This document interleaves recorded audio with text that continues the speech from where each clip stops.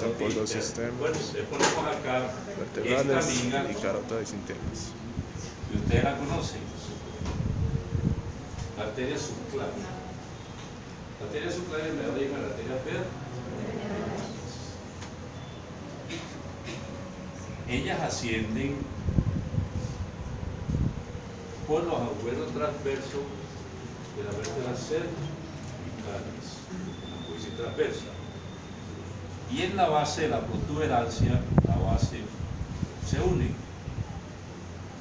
Vemos otro rojo que está atentando contra la belleza del dibujo. Se unen en la base para formar la arteria basilar. ¿De acuerdo? Aquí. Eso es lo que llamamos sistema de arterias vertebrales. Entonces, hacemos los cuadros prácticos y decimos qué rama da la arteria vertebral. ¿Qué rama da? Vamos a poner aquí el curso. A. Me da esta arteria que se complementa con la del lado contrario. Se llama la arteria espinal anterior. Contribuye a irrigar el bulbo raquídeo y lógico a la médula espinal. Espinal anterior por aporte de las dos vertebrales. Después, en forma individual, me da esta arteria, las espinales posteriores. Me da unas pequeñas ramas menillas. Y me va a dar una arteria de tal importancia para el cerebelo, que se llama la arteria cerebelosa postero-inferior. Arteria cerebelosa postero-inferior, que se conoce como la pica. En el argot neurológico van a conocer como la pica, o sea, arteria cerebelosa postero-inferior. En inglés, inferior, postero, arteria cerebelosa, es pica. Esas son las ramas de la arteria vertebral. Se une y forma la arteria basilar. ¿Qué rama me da la arteria basilar? Me da estas ramas que han irrigado la protuberancia. Arterias pónticas, que como van a dar la vuelta, se llaman arterias circunflejas o circunferenciales. Arterias pónticas. Me da esta rama que se dirige al cerebelo. La arteria cerebelosa antero-inferior, o sea, la AICA. Yo tengo la pica y la AICA. Me da esta arteria, que ustedes se la saben hace ratico, que va a irrigar el oído interno. La arteria auditiva interna, la arteria laberíntica. Arteria basilar. Cuando llega a la base del mesencéfalo, la arteria basilar hace lo siguiente.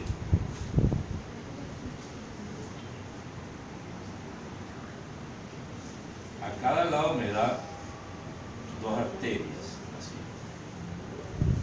¿Cómo llaman esas arterias terminales de la arteria basilar? Miren que esta cogió para el cerebelo, la arteria cerebelosa superior. Y esa va a ir para la parte posterior del cerebro, la cerebral posterior. Resulta que a nivel interpeduncular está saliendo este nervio. ¿Qué nervio? Tercer parte. Peduncular común. Y aquí se produce un síndrome muy importante porque está clínico. Si hay una lesión de la arteria cerebral posterior a este nivel que está irrigando mesencéfalo y aporta irrigación al tercer par craneal, ¿qué presenta el paciente? Parálisis contralateral y estrabismo divergente del mismo lado.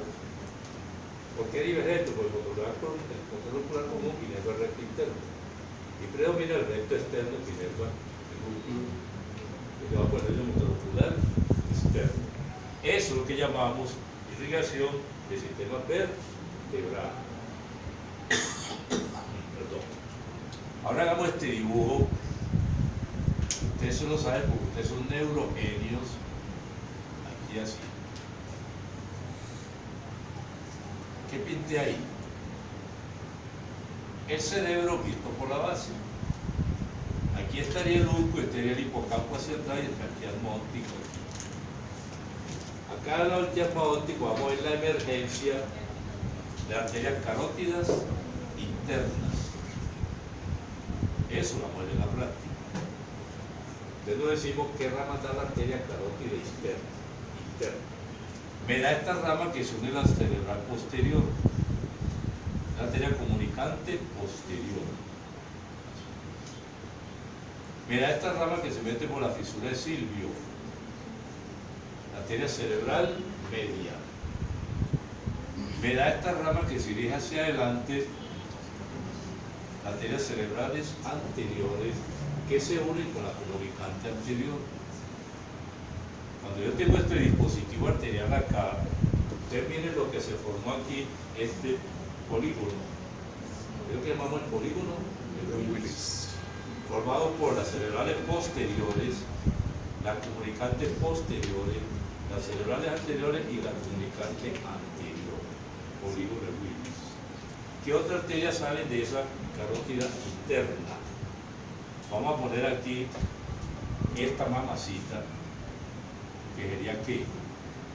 La glándula hipófisis ahí. Vean la arteria hipofisiarias superiores. Arteria hipofisiarias superiores. Y me da una ramita por aquí cerquita del ventrículo que llama la arteria coroideas anteriores. Porque las coroideas posteriores son ramas de la cerebral posterior. Esas son las ramas más importantes de la carótida interna dentro de la cavidad craneal. Les hago una pregunta, se la tienen que saber. ¿Cuál es la rama terminal de la carótida interna? La arteria oftálmica. Es la arteria terminal. Cuando yo tengo este diagrama acá, dicen ustedes, no, está pegado, ustedes saben. Pero miren lo que viene ahora. Ahora vamos a distribuir las arterias aquí. Primer dibujo y ubicamos la fisura de Silvio, la arteria cerebral media. Y entonces decimos qué rama da la arteria cerebral media. En la medida en que yo voy dando las ramas, ustedes van viendo la magnitud de lo que se produce si hay un daño a esa arteria. De primeras ramas, de estas ramas orbitarias. Después va esta rama frontopolar. La rama prerolándica, vayan sacando cuenta que hay aquí, que hay aquí. Conducta, habla y actividad motora. La rama rolándica. La rama post-rolándica, ramas parietales y pequeñas ramas occipitales. Mira el daño que produce esa arteria.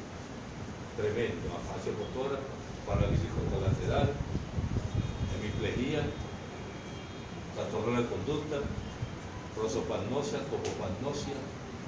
Y me da estas arterias temporales externas, por la parte externa. ¿Qué área queda ahí? 41. 42. O sea que si se obstruye esa arteria en su inicio, ¿qué le pasa a ese paciente? Queda vuelto una hemia. ¿Por qué te ríes? Yo no te ríes. Ustedes ya me faltó. Bueno, esa es la arteria cerebral media. Ahora hacemos este dibujo. Sergio, que es el que más modula, porque sabe mucho, el tálamo. Le vamos a agregar aquí esto. Y aquí pongo la arteria cerebral anterior. Esta que está aquí. ¿Y qué rama me da la arteria cerebral anterior? Me da ramas orbitarias, que es por la parte interna del lóbulo frontal, que también tiene la región orbitaria. Me da la rama frontopolar. Y me da un tronco común que me da dos arterias, la pericallosa y la calloso marginal. Esas son las ramas que me da la arteria cerebral anterior. Si hay un compromiso de esa arteria, lo más significativo es que daña el cuerpo calloso, que impide la comunicación entre los dos hemisferios. Y ese síndrome se llama el síndrome de cerebro dividido. ¿Qué quiere decir? Que a partir de ese instante, cada cerebro aprende por separado. Y lo que yo aprenda desde ahora no lo sabe el otro hemisferio, porque se daña la comunicación entre los cuerpos, entre el cuerpo calloso, se llama cerebro dividido. Sin embargo, con estas arterias se puede enfrentar algunos trastornos que tienen que ver con la parte visceral de la visión. ¿Y qué es parte visceral de la visión? Cuando yo veo un alimento me produce una. Si el alimento es agradable me produce una sensación de comer. Eso se llama la parte visceral de la visión. Acá. Y si se halla el calloso marginal, de pronto sí, de pronto no. Aquí teníamos el homúnculo en esta forma. El homúnculo sensitivo y el homúnculo motor de la rodilla hacia abajo. O sea que el paciente tiene parálisis de la rodilla hacia abajo, el lado contralateral. Bueno, ese era el cerebral anterior. Ahora ponemos aquí el resto del dibujo. El óculo y el hipocampo. Aquí así. Y ahora cojo esta amiga que viene desde acá, la basilar, y me da esta rama, la cerebral posterior. ¿Y qué rama me da la cerebral posterior? Me da las temporales internas, porque estas son las temporales externas. ¿Y qué está irrigando esa temporal externa? ¿Qué está irrigando? El capitaloide, hipocampo, el lóbulo pírico, sigue avanzando y me da esta rama. Tálamo lenticular. Recuerden el dibujo que hicimos allá donde está el tálamo, en el núcleo lenticular. Manuela no tiene por qué saber eso. Ya va a tener tálamo lenticular, dice Carmen. Es muy grosero el profesor, va a ser capaz de uno. Tálamo lenticular. Más adelante vamos a hablar de ello. Sigue avanzando la arteria cerebral posterior y me da esta ramita. Yo creo que el problema va a ser el tablero, porque esto está nuevo. Me da esta rama para la cola del cuerpo calloso. Será la arteria que es lineal. Y termina formando esta arteria y esta. ¿Cómo llamarían esas dos arterias? El calloso marginal y la arteria calcarina. O sea que si se daña eso hay que tener paciente. Ceguera cortical. Pero eso más adelante tiene un nombre. Hemianopsia homónima contralateral o cuadrantoxias. Que lo vamos a ver después cuando veamos las vías ópticas. Y esta es la irrigación con base en este sistema. O sea, ya cojo las arterias y las amplifico en cada uno. Ahora ponemos drenaje venoso. El drenaje venoso se hace por dos sistemas: senos de la dura madre y venas del cerebro. Vamos a hacer primero los senos de la dura madre. Hacemos este dibujo.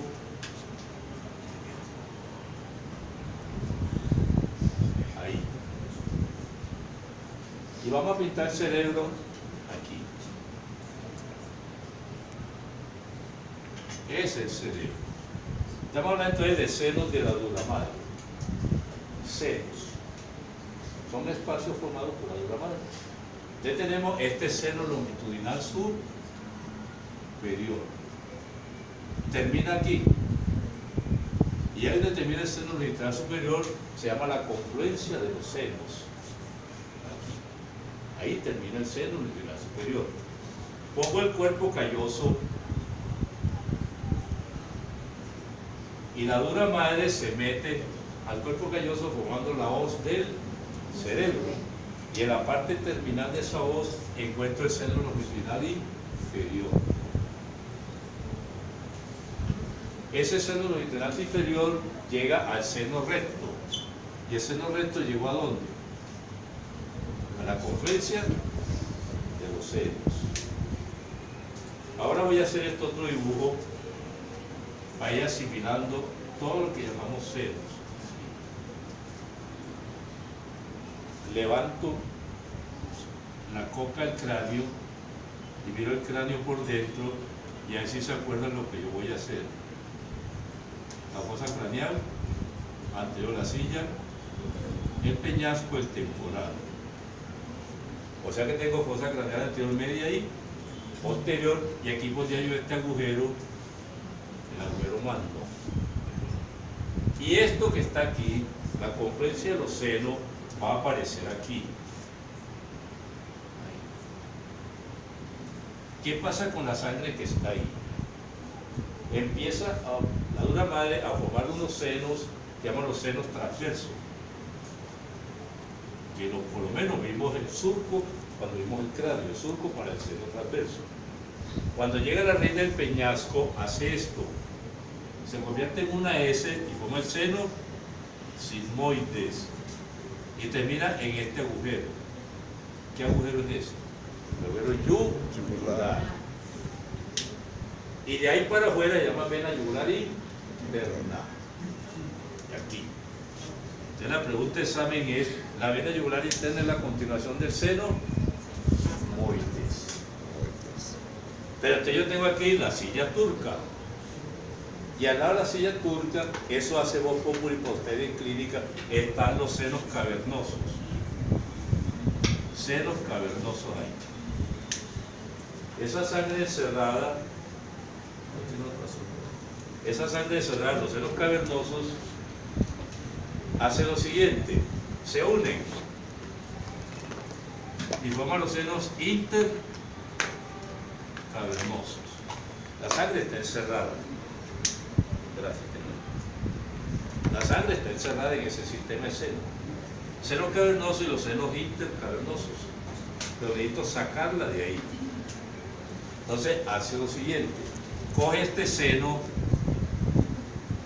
petroso superior, ¿y a dónde llegó?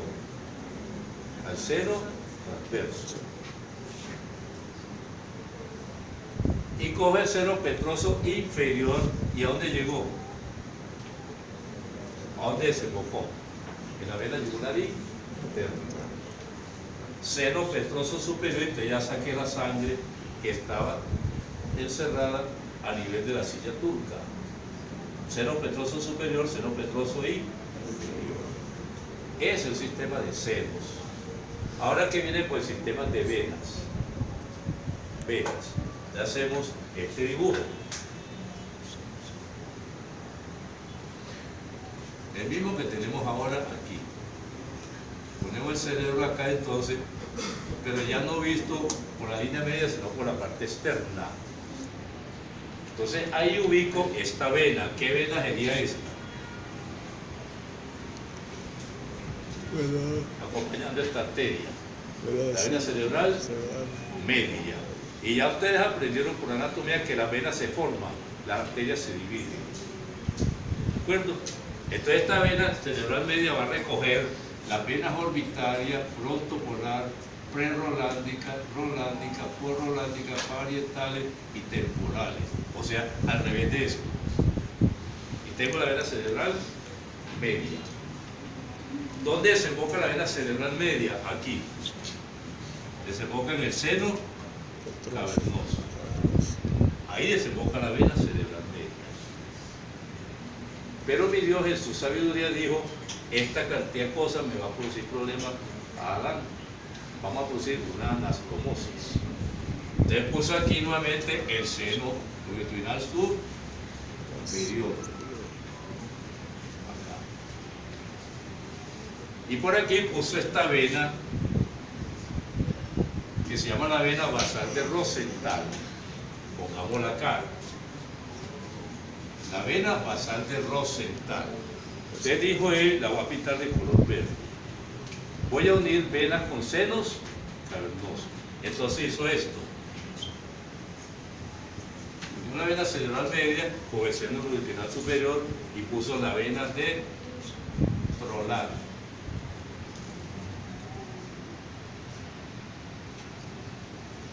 Y unió la vena cerebral media con la vena basal de Rosenthal. Y le puso la vena de la B. La vena de la B. Este vino está la vena cerebral media aquí. Allá la saqué, Porque la vena cerebral media recoge la sangre de la parte media o sea, de la línea media al lóbulo temporal, acá. Te vamos a poner aquí el tálamo, el tálamo,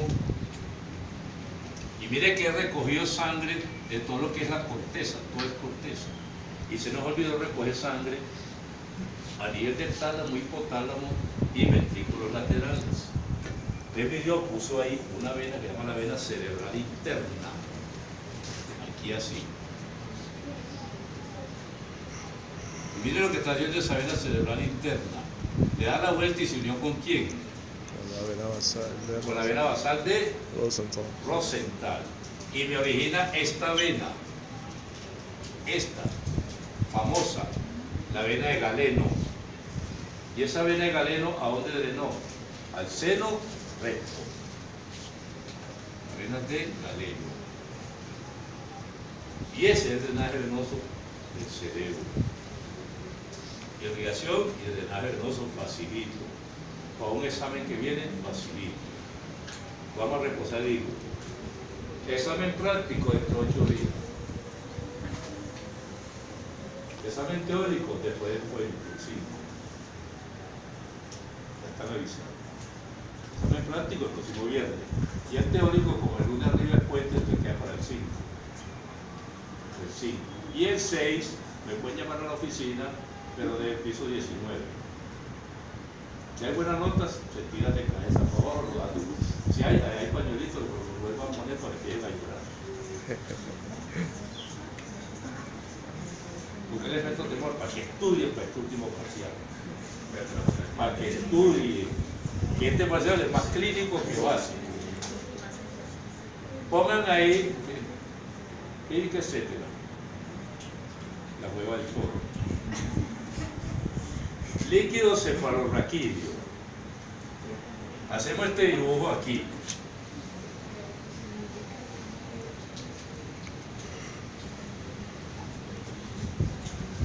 Así.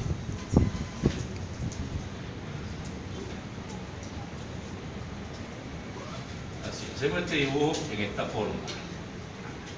Y aquí pongo este tabique. Este líquido cefalorraquídeo se produce en los plexos coroideos o coroides de los ventrículos laterales.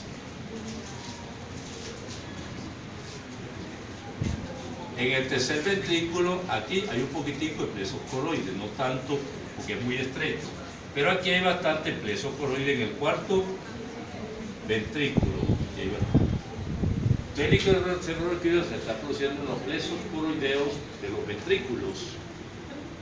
Empieza a circular en este sentido y pasa por el primer agujero que une los ventrículos laterales con el tercer ventrículo, que es el agujero de Monro. ¿No? ¿Qué? Bueno, acá empieza a circular el líquido cefalorraquídeo por el tercer ventrículo y va a pasar al cuarto ventrículo por el acueducto andesino. Ya el líquido está aquí, necesito sacarlo. Si ese líquido se queda atrancado y no tiene por dónde salir, se llama hidrocefalia interna. Hidrocefalia. Pero yo necesito sacarlo, entonces lo voy a sacar por 3 agujeros que hay en el cuarto ventrículo, 2 laterales y 1 en la línea media. Los laterales, los agujeros de Luskas.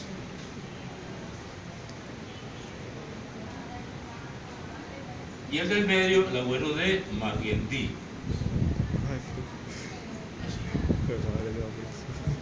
Cuando yo saco ese líquido, ¿a dónde va a llegar ese líquido?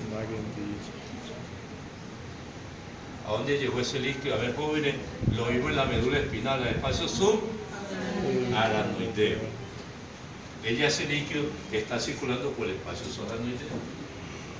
Primera pregunta, ¿para qué sirve ese líquido? Amortiguador.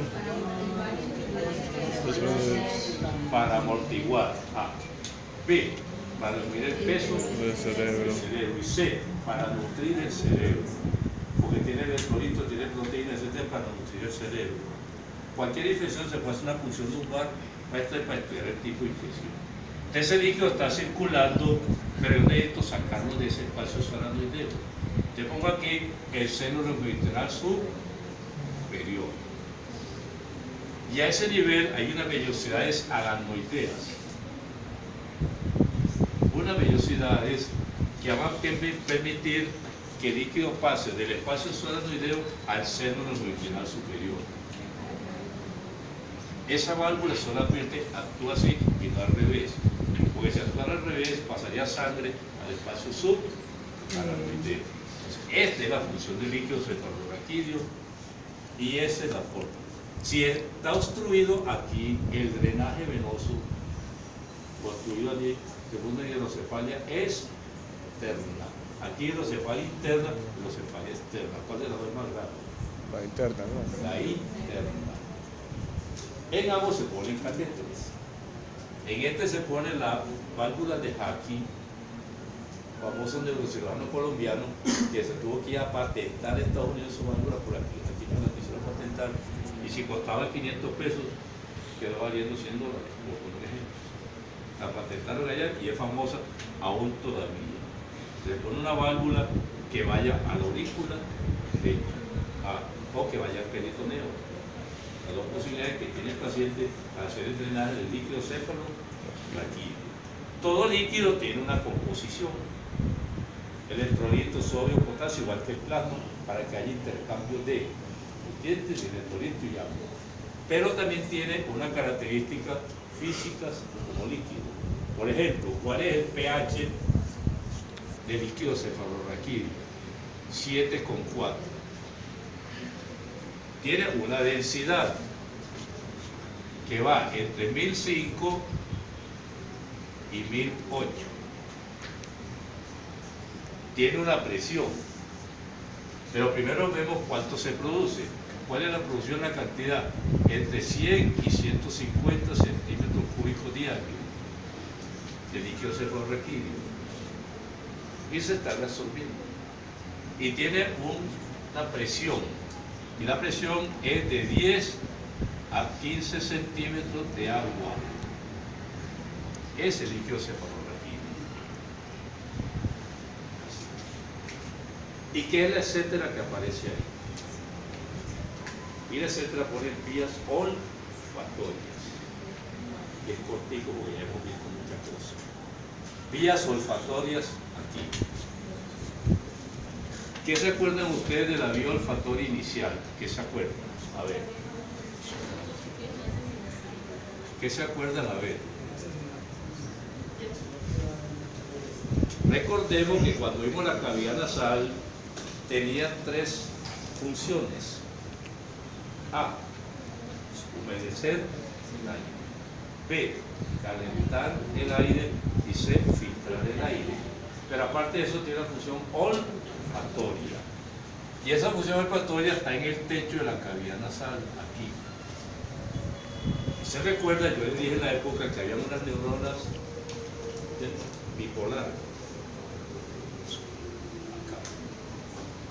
cuya dendrita tenía esta particularidad, en forma de un peine o cepillo, y cada puntita de ese peine tiene capacidad de oler, de percibir olor. O sea que tengo pocas neuronas, pero con bastante capacidad dendrítica. Le pongamos otra aquí, en esta forma. Esta es la dendrita bipolar de la mucosa olfatoria, que se conoce como el primer parte del nervio olfatorio. Pero le agregamos en esa época que al lado de esas neuronas hay una glándula de Bowman. ¿Qué hace la glándula de Bowman? Secreta un líquido que impregna la mucosa olfatoria. ¿Para qué?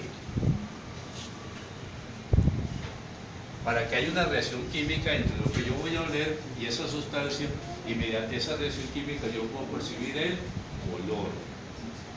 Entonces, la segunda definición, la neurona olfatoria es quimio receptor y se agota. Se agota. Por eso cuando usted se echa una loción, usted se lo huele y el resto del día usted no se huele la loción, pero el otro sí la huele.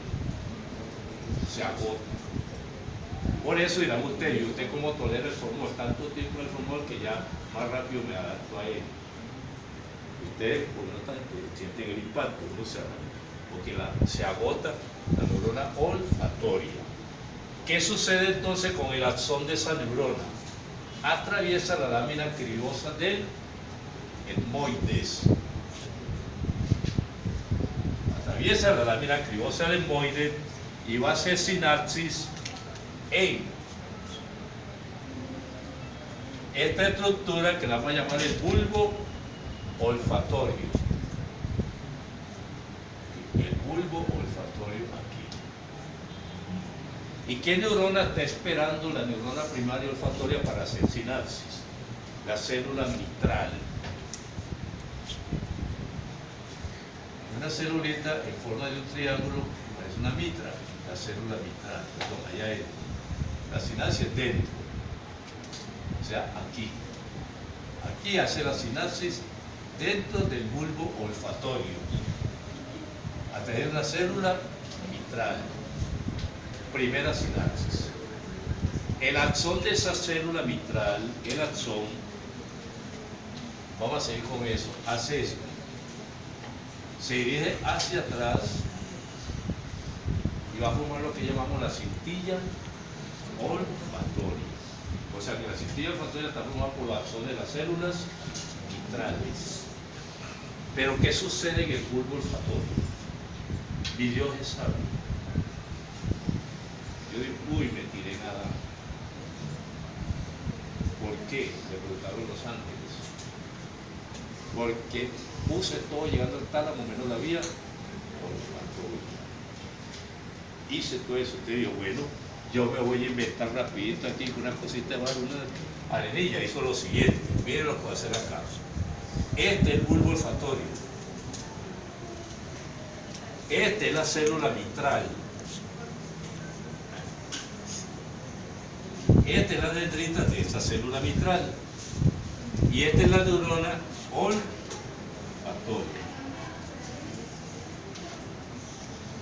Ahí hay una sinapsis, que es la que yo tengo allá. Entonces dijo él, yo tengo que reforzar eso. Lo voy a reforzar con una célula estrellada externa. Miren esto. Esta es una dendrita y este es el axón de esta célula, aquí. Ese axón donde terminó.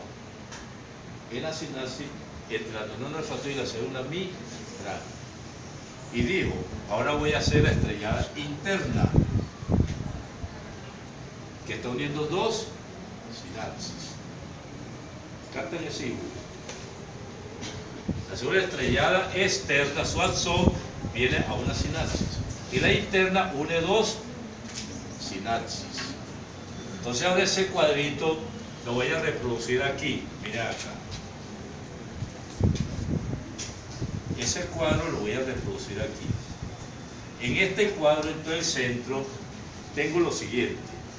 En el centro. Aquí. ¿Qué es esto? El axón de la neurona olfatoria. ¿Qué es esto? La dendrita de la célula mitral.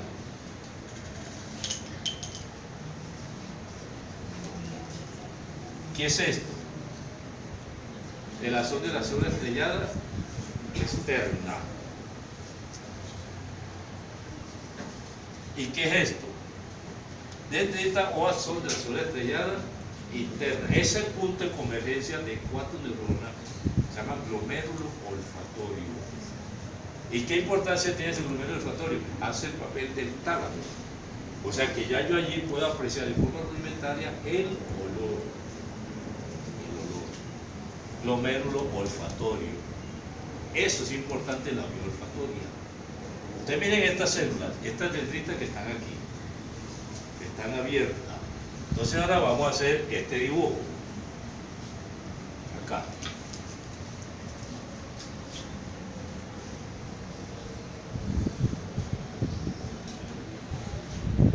Este dibujo en esta forma aquí.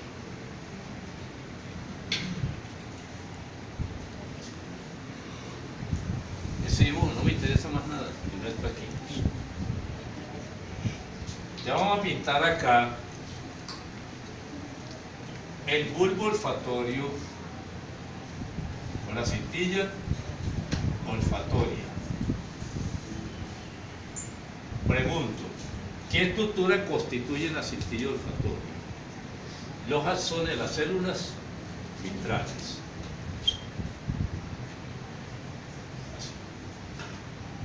Esa es la cintilla olfatoria. Pero ¿qué sucede cuando la cintilla olfatoria llega a la base del lóbulo frontal? Se divide en dos estrías. Estría olfatoria lateral y estría olfatoria medial. Se une con la estría medial del otro lado y la lateral va al lóbulo temporal donde encuentro el lóbulo piriforme. De la estría olfatoria lateral terminó en el lóbulo piriforme. Entonces traigamos unos axones hasta acá. ¿Y qué es el lóbulo piriforme? A ver, ¿qué es? La área cortical del olfato. El área cortical del olfato. Lóbulo piriforme. Ustedes miren esta estría olfatoria medial. Miren lo que voy a hacer. Miren primero aquí facilito. Un axón de esta neurona se va hacia allá.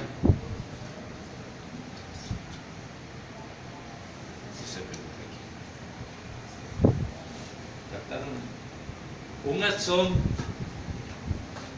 digamos pues, del bulbo derecho pasa al lado izquierdo y hace sinapsis con la estrellada externa. ¿Qué implicación tiene eso? Un sistema de retroalimentación. Significa que si yo tengo un daño a este lado, no importa porque el otro lado sigo oliendo.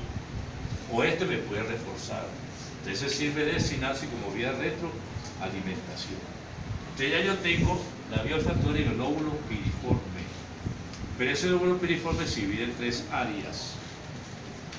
El área prepiriforme, el área endorrinal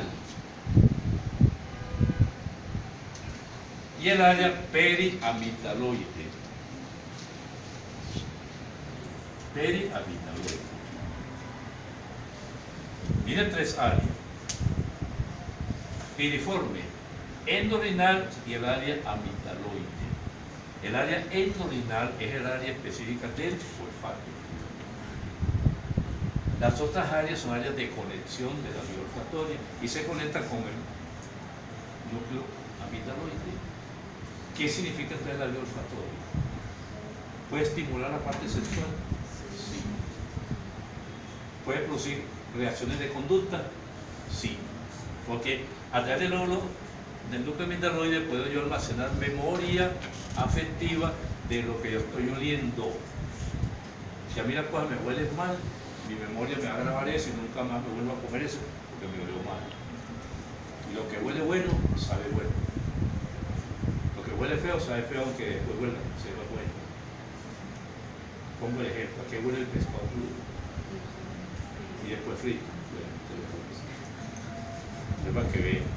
Primer concepto, la vía olfatoria está conectada con la vía gustativa. Lo que no huele, no sabe. Activo. La vía olfatoria se conecta al sistema límbico a través del núcleo amigdaloide. El núcleo amigdaloide, lo vamos a ver más tarde, se conecta con los núcleos del hipotálamo, simpático y parasimpático. Significa que un estímulo olfatorio puede desencadenar una conducta sexual o una parte afectiva frente a otras cosas. Voy a poner un ejemplo. No lo grabes ahí. No lo grabes. Pasó un olor a loción y ese olor lo utilizó su primer novio y pelearon, no hay que pelear tú. Cuando pasa esa loción, ay, me acuerdo el hijo de puta de Juan. ¿Quién es Juan? Memoria y generó una conducta por ese olor. Miren cómo se integra el sistema límbico. Y este sistema límbico en los animales está muy desarrollado, porque los animales, la supervivencia se hace por el olfato, la supervivencia del animal, o sea, el olor. ¿Saben cuándo la hembra está en esto para la cópula y tener hijos? El olfato sirve para relacionarse con el medio ambiente. El perro sabe a 2 kilómetros cuando viene su amo, pero también huele el enemigo. El olfato es medio importante. Por eso usted les quita el olfato a los animales y se muere. Se muere. Y el olfato de los animales tiene que estar fría la nariz para poder percibir los olores. Toque la nariz un perro para que está frío. Para poder percibir los olores. Toque la nariz puede hacer que para que está fría.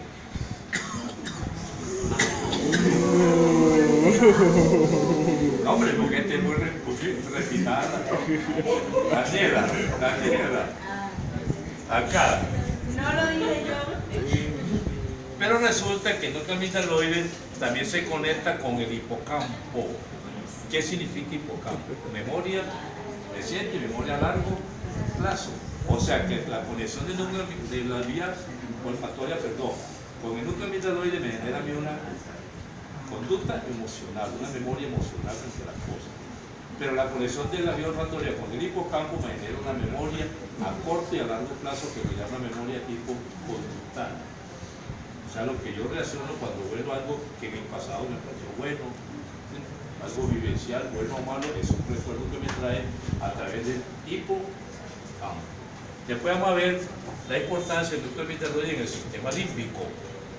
Animales que le destruyen el núcleo amigdaloide no solamente producimos lo que llamamos la otra linfomanía y sapirismo, sino que aumenta el deseo de comer, o sea, estimula que el núcleo del hipotálamo.